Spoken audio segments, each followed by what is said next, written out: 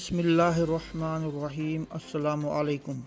मैं अपने तमाम दोस्तों को मेरे चैनल सिसली न्यूज़ पर खुश आमदीद कहता हूँ। 68,318 तारकीन वतन के अकामों की तजदीद खतरे में पड़ गई है।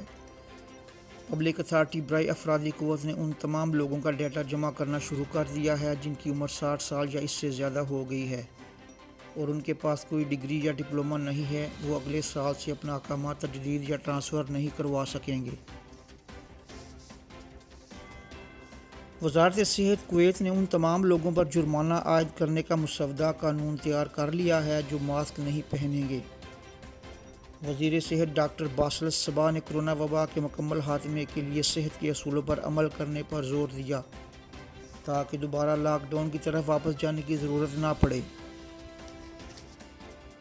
कुवैत एयरपोर्ट के टर्मिनल 4 पर मुसाफिरों को वसूल करने के हवाले से सिविल एविएशन ने एक कानून मुरतब किया है जिसके मुताबिक किसी भी मुसाफिर को वसूल करने के लिए सिर्फ एक आदमी एयरपोर्ट की बिल्डिंग में दाखिल हो सकता है और दाखिले के वक्त उसको सिक्योरिटी एहलकारों को मुतलका मुसाफिर की फ़्लाइट का शेड्यूल देना होगा। कुवैत से बहुत ज़्यादा तादाद में गैर मुल्कियों के चले जाने से रियल एस्टेट सेक्टर पर बुरे असरात मुरतब हुए हैं।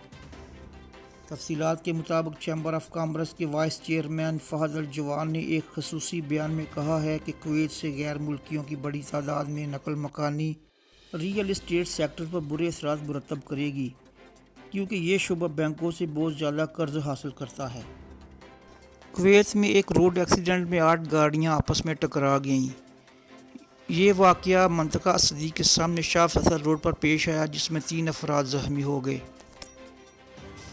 ऐसी ही मज़ीद खबरों से बाखबर रहने के लिए मेरा चैनल सब्सक्राइब और लाइक कर लें।